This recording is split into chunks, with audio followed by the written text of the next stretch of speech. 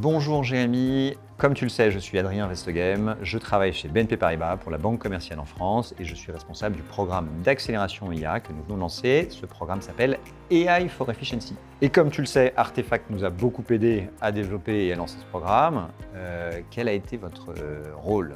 Bonjour Adrien, je suis Jérémy Cornet-Vukovic et je suis directeur en charge du compte BNP Paribas chez Artefact. Le rôle d'Artefact a été double. Donc déjà mon rôle, ça a été qu'ensemble, on réfléchisse à comment partir d'un zéro de fusée, en tout cas une fusée qui est plantée sur le sol, à une fusée qui décolle et qui potentiellement va atteindre les objectifs, on l'espère, assez hauts en termes de NCS, en termes de PNB, en termes de NPS, en gros toutes les métriques qu'une banque utilise pour suivre sa performance.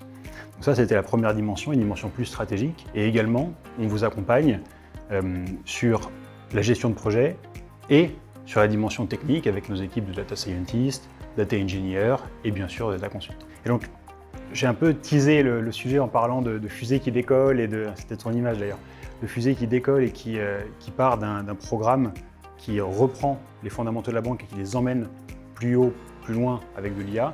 Est-ce que tu peux nous parler de ce qu'il y avait avant ce programme et comment on l'a lancé chez BCEF? C'est justement, et j'aime beaucoup ton image et je l'aime bien parce que je la partage, c'est lancer la fusée. Lancer cette fusée et effectivement elle est lancée. On ne peut vraiment pas dire qu'elle est arrivée, c'est pas ça, mais l'étape du lancement dans les fusées, c'est une étape cruciale, c'est assez important et là pour le coup on peut dire que ça s'est bien passé. La fusée n'est pas retombée, ça n'a pas explosé, tout va bien. On l'a lancé en structurant un programme global sur l'IA. Un programme qui va couvrir tous les champs d'application possibles de l'IA, là où c'est pertinent pour la banque et donc pour ses clients. On a fait ça en 6 mois, on a lancé cette fusée, on a compris et on a structuré notre approche donc sur tous les potentiels de l'IA utiles pour la banque qui créent de la valeur. 3 éléments clés dans cette structuration qui sont un peu nos North Star que l'on suit. 1, la valeur. Parce qu'il faut que ce soit utile. On a vu beaucoup de POC, de choses en IA qui n'étaient pas à la fin utiles pour la banque et pour ses clients. Et je le rappelle, c'est très important, le niveau de qualité de service bénéficie directement aux clients. Donc la valeur, c'est un point clé, c'est notre North Star pour se dire c'est vraiment utile pour la banque. L'industrialisation, qui était un point qui pêchait un petit peu avant, sur lequel on a trouvé une très bonne solution et je pense qu'on va en reparler. Et le dernier point, c'est d'autant plus vrai aujourd'hui avec la réglementation qui arrive, qui s'appelle les IAC, mais le bon pilotage des risques autour de celui. Donc ça a été lancé, on a cette vision globale, in fine, avec toute cette vision qui nous assure la pérennité du sujet, qui nous assure la bonne temporalité, le fait que ça continue, que ce soit fait de façon socialement responsable, bref, qui nous assure tout ça, que ce soit utile pour la banque, utile pour tout le monde. Ce qu'on constate maintenant, c'est qu'on est capable, avec un programme global, d'attendre de l'IA plus de 20% de bottom line additionnel. C'est aujourd'hui, avec la maturité des différentes technologies, avec l'IA générative dont on va se reparler avec tous ces sujets, globalement ce qu'il faut attendre d'un programme d'IA global. Pas un niveau cas d'usage, mais un niveau global. C'est vraiment un conseil pour nos auditeurs. Le COE est là pour, le centre d'excellence est là pour animer. À côté, il y a une factory qui, elle, reporte à l'IT. Le gros intérêt de cette solution, c'est que ça garantit le volet industriel. Le volet industriel, c'est la pérennité. Et la pérennité, c'est ce qui nous permet d'être sûr que ce sera toujours gain de pertinence, ces gains d'utilité pour nos clients. Tout ça, ça existera encore dans plusieurs années. La factory a été créée donc récemment, elle fonctionne bien. Sa tête, il y a Anne-Sophie, effectivement, dont tu parlais. Alors maintenant, si je zoome sur le centre d'excellence en IA, qui a un rôle d'animateur, on le disait. On l'a structuré sur 4 items. Un point extrêmement important, qui est notre pôle le plus important, qui est le pôle expertise. Ce pôle s'assure de la bonne exécution des plans IA. Parce qu'en fait, l'IA, c'est pas comme le digital, c'est un petit peu différent. C'est pas comme des projets IT traditionnels, c'est un petit peu différent. Il y a des mathématiques dedans, il y a des statistiques, il y a des probabilités. C'est incroyable. Et c'est génial, et c'est passionnant. Et donc, eux s'assurent que c'est correctement réalisé, que la valeur est correctement estimée, qu'on est sur le bon potentiel, ni trop ni pas assez, qu'on est sur quelque chose qui est... Voilà, et font les éléments d'accompagnement au quotidien. C'est le pôle qui a cru le plus vite et qui va continuer de croître dans les prochains mois de la vie de cette fusée. Il y a un pôle valeur, qui est un petit pôle qui s'assure justement qu'on est bien aligné avec cette valeur dont tu parlais, qui est extrêmement important. Ce pôle valeur porte aussi les sujets de risque, et donc ça nous permet d'avoir une approche qui est d'aller chercher un équilibre risque-valeur. qui est en fait la vraie question. Le fait-on? Oui. Quelle est la balance? Et le dernier pôle, c'est un pôle qui est aussi très important, on en reparlera sans doute, j'imagine, à la fin, qui est le pôle exploration. Ce pôle, il va aller comprendre les dernières technologies. Il va aller comprendre qu'est-ce que ça veut dire faire du multimodal, qu'est-ce que c'est les agents génératifs, comment tout ça fonctionne, comment est-ce qu'on fait de la GenAI, du red teaming sur la GenAI. Voilà, il va aller creuser ça, et c'est un point très important, c'est pas encore un niveau industriel. Il fait pas de la R&D, il fait de la R&D appliquée, mais un petit peu en anticipation de phase avant de le mettre dans la factory, dans l'industrie, dans l'usine qui, elle, va construire à proprement parler. Ces 3 pôles gèrent la vie du COIA. Évidemment, il en manque une petite équipe qui est très importante néanmoins, très importante néanmoins, qu'on appelle coverage et acculturation chez nous, qui s'occupe d'aller collecter tout ce qui peut ne pas passer par les mailles du filet, pas passer à côté des mailles du filet, d'une part, et surtout faire en sorte que l'ensemble des collaborateurs, qu'ils soient utilisateurs, constructeurs d'IA, ou sponsors de projets d'IA, comprennent progressivement qu'est-ce que c'est l'IA, à quoi ça sert, comment on le contrôle, qu'est-ce qui relève du fantasme, qu'est-ce qui au contraire est une réalité, qu'est-ce qui est utile. Donc voilà comment on est structuré. Je pense que c'est une structure très pérenne et qui nous permettra d'aller au niveau des ambitions dont on s'est parlé. Merci pour cette ouverture. Tu parlais de cas d'usage. Est-ce qu'on a quelques cas d'usage emblématiques dont tu pourrais nous parler sans dévoiler de secret de fabrication? Oui, très bien. Genre, je peux te parler de ce qu'on fait ensemble avec Artefact. Quelques cas d'usage. Donc, comme tu nous l'expliquais un peu plus tôt, on a des streams au sein du pôle expertise. Donc, on en a 5. Je vais les reciter et tu me dis si j'en oublie. On a un stream sur la fraude. On a un stream, fraude et RegTech. On a un stream sur le marketing, sur les interactions entrantes, on a un stream sur les assistants génératifs et on a un stream document processing, un stream également un peu plus annexe sur le scoring et sur les modèles de pricing. Le sujet fraude. Donc, là, c'est celui que je vais vraiment rester en hauteur pour rien dévoiler, mais ce que nous faisons ensemble, et par exemple des cas d'usage emblématiques, c'est essayer de détecter la fraude grâce à des outils de machine learning, donc utiliser des comportements passés de nos clients et considérer potentiellement que là, il y a un outlier. Là, on a une sortie de route. Là, on a un client qui fait quelque chose qui n'est pas habituel et qui correspond à des comportements de fraude faits par d'autres personnes qui ont subi des fraudes ou qui ont eux-mêmes fraudé. On les détecte et on améliore drastiquement l'avant IA qui était déjà très bon, mais là, on a une amélioration qui est quand même assez conséquente. Premier cas d'usage, ça s'applique à la fraude au hameçonnage, ça s'applique à la fraude potentiellement sur des virements, ça s'applique à beaucoup de types de fraude. On a des sujets autour de l'AML. L'idée, c'est de se dire, la fraude évolue très rapidement et on veut garder ce dualisme entre je suis très agile avec du moteur de règles, de l'humain, et je prédis également grâce à du machine learning. On a un deuxième stream sur lequel on vous aide régulièrement, c'est le stream document. Donc, traiter de manière plus rapide les interactions entre un client qui viendrait déposer un dossier avec beaucoup de documents et le front office qui le reçoit, par exemple dans le cadre d'un crédit immobilier. On veut être plus rapide pour extraire les informations, les traiter et répondre aux clients. Et donc, pour cela, juste pour donner plus ou moins des grandes familles de modèles, on a de la détection de caractères avec des modèles d'OCR et on a le traitement de ce texte avec des modèles de Natural Language Processing, de NLP, qui permettent de mettre en cohérence les informations extraites. Pareil, un impact très fort, on ne peut pas tout communiquer, mais on est sur des taux de performance qui sont très hauts et qui permettent d'améliorer les processus historiques de la banque. Autre cas d'usage sur le stream assistant, donc assistant génératif, c'est mettre en place des chatbots, des outils de RAG pour aller chercher des informations dans des corpus documentaires par milliers de documents et donner à des agents, à nos clients, les bonnes informations facilement accessibles en langage naturel.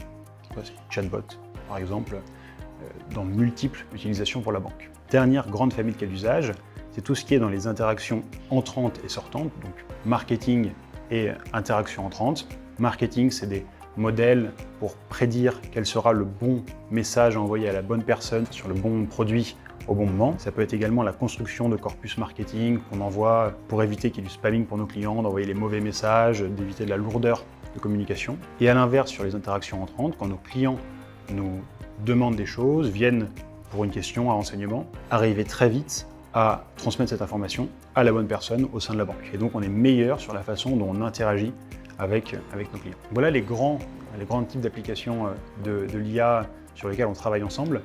Et à moi de te retourner une question, est-ce que tu peux nous parler de ces prochaines étapes? Parce que là, on a compris que la fusée se lançait, il y avait quelques cas d'usage qui commençaient à atterrir, à être intéressants, à créer de la valeur pour les métiers, avec un dispositif en place qui a l'air assez robuste. C'est quoi les 6 prochains mois, l'année prochaine, sur le programme AI for Efficiency?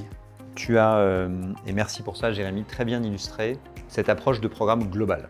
Tu as donné un aperçu, pas complet, je t'en remercie, de ce qu'on fait et de ce qu'on peut attendre de l'IA. C'est, quand je parlais de niveau de maturité cas d'usage, c'est la bonne illustration de ce que j'appelle le niveau de maturité global de l'IA, puisque là, on va aller chercher tout ce qui est possible et on va prioriser par la valeur. Là, on a une approche holistique. Donc ça, c'est la bonne illustration. Ce qui va se passer maintenant, c'est, contrairement à ce que je pense qui se passe dans une fusée, où une fois que le décollage est passé, ouf, ça y est, pilote automatique, on se revoit quand on arrive à destination, il va se passer quelque chose de beaucoup plus important.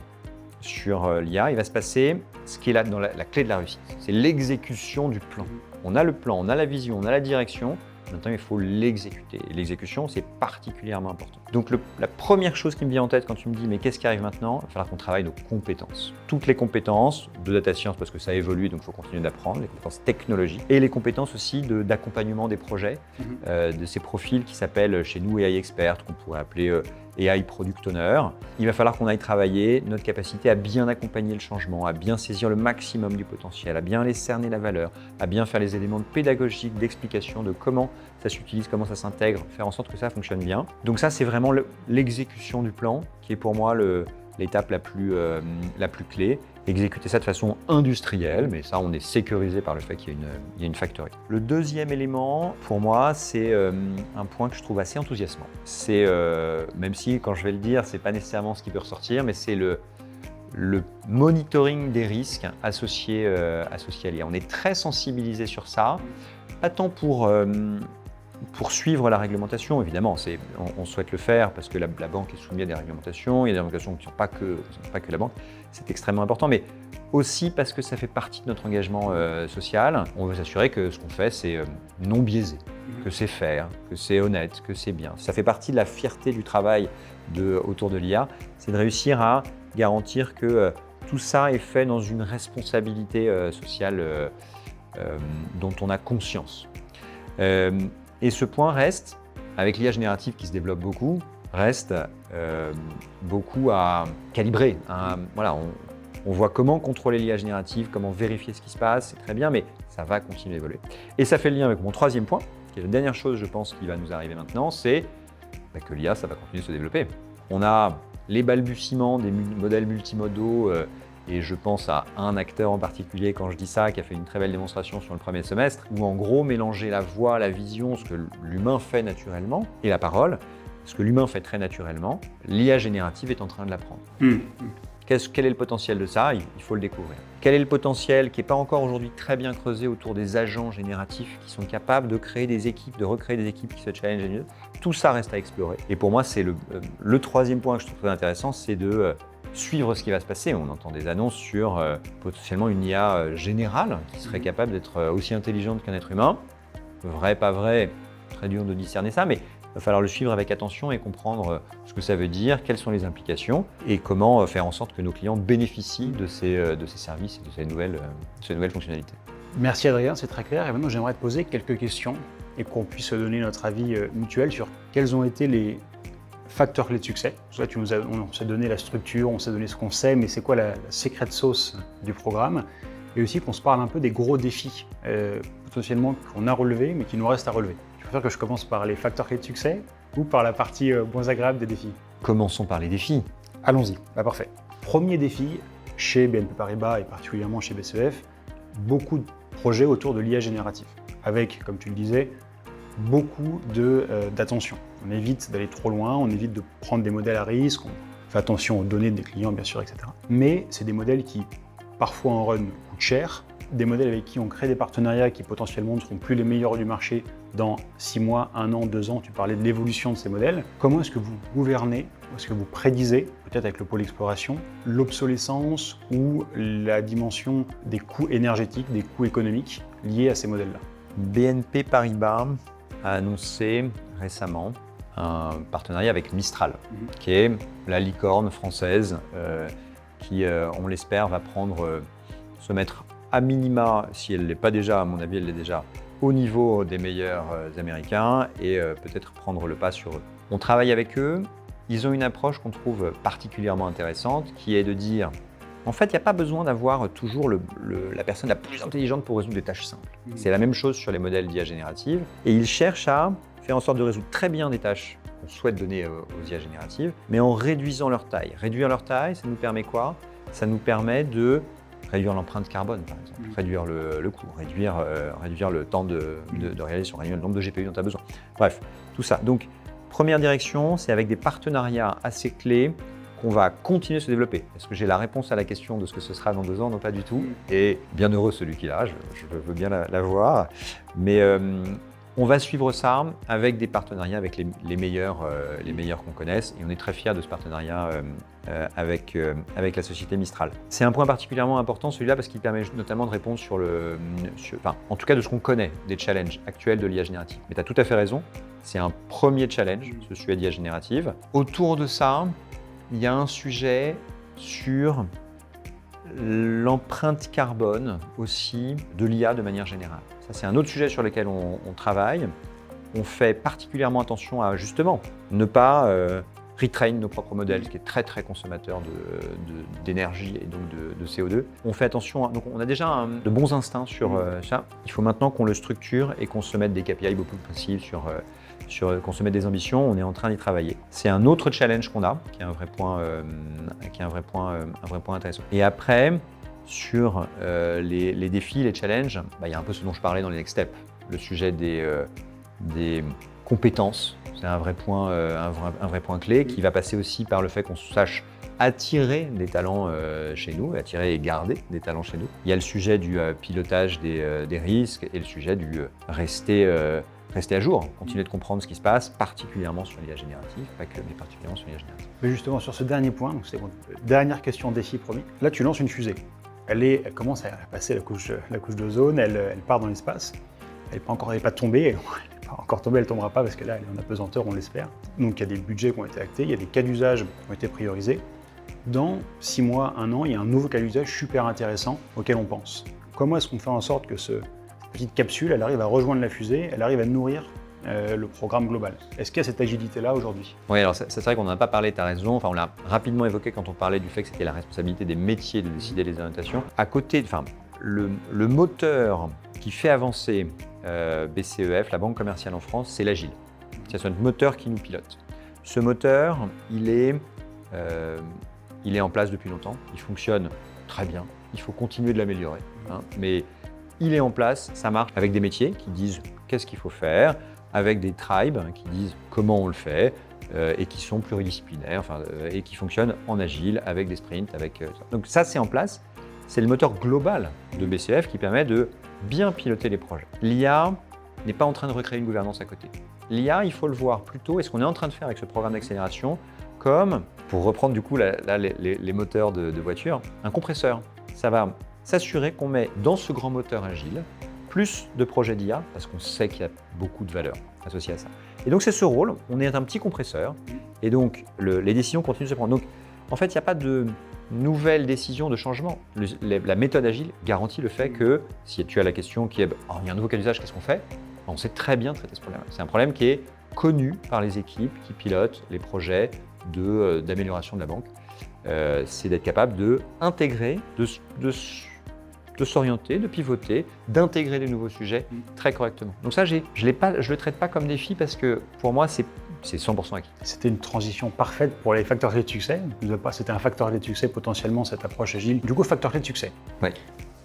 D'un point de vue extérieur, donc un point de vue conseil de loin, j'en vois, tu en as mentionné plusieurs, j'en vois 2 grands. Tu l'as dit, je l'ai redit. Le premier, c'est que la focalisation radicale sur la valeur, en gros de dire on ne fait pas d'IA sans valeur pour la banque et pour nos clients, ça a permis de remettre l'église au milieu du village. On n'a pas créé de l'IA dans tous les sens pour se dire « Ah, c'est sympa, on a vu ça à côté, on a vu ça dans un article de journal ou sur une vidéo LinkedIn qui aurait pu être publiée sur des cas d'usage. » On l'a fait parce que ça crée de la valeur estimée et engagée par les métiers, par les domaines et avec la validation des experts de l'IA. Et là, j'ai un conseil que j'ai envie de sauter sur ce sujet que j'adore. J'ai un conseil. Effectivement, il faut le faire. Je suis 100% aligné avec toi. C'est l'objet de la démarche. C'est une de nos North Star qui est vraiment clé dans la réussite du projet. J'ai un conseil là-dessus, c'est il faut le faire même quand il n'y a pas besoin. C'est quoi le contexte où il n'y a pas besoin? Le métier, demandeur, dit non, c'est bon, j'ai le budget, t'inquiète, on a de quoi le fabriquer. Et bien pourtant là, il faut demander, insister, pousser, expliquer, faire de la pédagogie pour dire qu'il faut quand même mesurer la valeur lors de la livraison. On lance le projet tout de suite sans attendre d'avoir estimé le business case, on n'est pas obligé de le faire, mais il faut trouver une méthode pour mesurer la valeur. Ce que ça apporte, c'est des points de référence et de la pérennisation du sujet. Les algos d'IA sont pas tout à fait traditionnels, ils nécessitent parfois des GPU, parfois des architectures, et même si on est convaincu d'un sujet à un moment, 2 ans après, la question peut se reposer, mais pourquoi on a fait ça? Est-ce que ça pourrait pas être décommissionné? Parce qu'en fait, ça nous coûte de l'argent. Si on se dit non, cette chose-là est génératrice de temps de valeur, ça va nous permettre de comprendre que c'est un point important et de mettre le niveau de suivi attendu à ça. Vraiment, je vous invite, toi, moi, nos auditeurs, à bien considérer ce point comme étant particulièrement important. C'est pas nécessairement pour que ce soit engageant pour les équipes, c'est pour se dire voilà ce que ça vaut. Et il y a une autre façon de le voir aussi, c'est de se dire en fait ça n'a pas de valeur. Et si ça n'en a pas, peut-être qu'il fallait pas le faire. Et c'est pas très grave de dire ça. Il y a plein de choses le test and learn fait partie de l'agile, c'est des choses qui sont avec lesquelles moi je suis particulièrement à l'aise et je trouve qu'ils sont hyper importantes. Mais dans test and learn, il y a learn. Et si on n'apprend pas que cette chose n'a pas de valeur pour ni les clients ni les collaborateurs, c'est dommage parce que du coup on n'est pas dans la bonne direction. Donc vraiment, oui c'est hyper important, oui c'est un point clé, c'est un des plus durs pour être tout à fait sincère parce que s'engager sur de la valeur ça fait peur parce que derrière on va peut-être avoir des engagements qui vont être revus à la hausse. Néanmoins c'est un point qui est absolument clé pour la sustainabilité, la survie des projets d'IA et pour notre capacité à test and learn. Absolument. Et ça te permet également de sécuriser une adoption parce que si on a travaillé dans un premier jet à un bon framing, à définir le socle du cas d'usage, la valeur que ça peut créer, ça engage aussi bien les utilisateurs finaux que la direction et donc on est sûr que ce cas d'usage il est vraiment voulu et on est sûr qu'il est ainsi pérenne et plus facilement adopté. Super. Et deuxième facteur clé de succès, je te l'impose pas, je te dis pas si c'est la valeur, est-ce que tu peux nous en parler? Est-ce que ça peut venir de toi, mais dans ce côté secret de sauce que tu viens de nous donner à l'instant avec le petit tips, est-ce qu'il y a un autre facteur clé de succès que tu peux nous partager et idéalement que tu n'as jamais partagé? Alors bon, là je vais en révéler un qui est déjà largement partagé et qui n'est pas une surprise, c'est le côté industriel. Pour que toute cette initiative survive dans 2 ans, que ce ne soit pas en fait une sorte de grand POC qui à la fin on va tout mettre à la poubelle, il faut que ce soit industriel, il faut que ce soit intégré dans des process bancaires ou de l'entreprise dont on se parle. Donc ça c'est un vrai point absolument clé. La solution que nous avons mis en place c'est de mettre en place une factory qui s'occupe de ça et donc qui garantit ce sujet. C'est une bonne méthode, elle semble très bien fonctionner. Ça c'est un vrai point absolument clé. Penser POC c'est très bien, c'est très bien.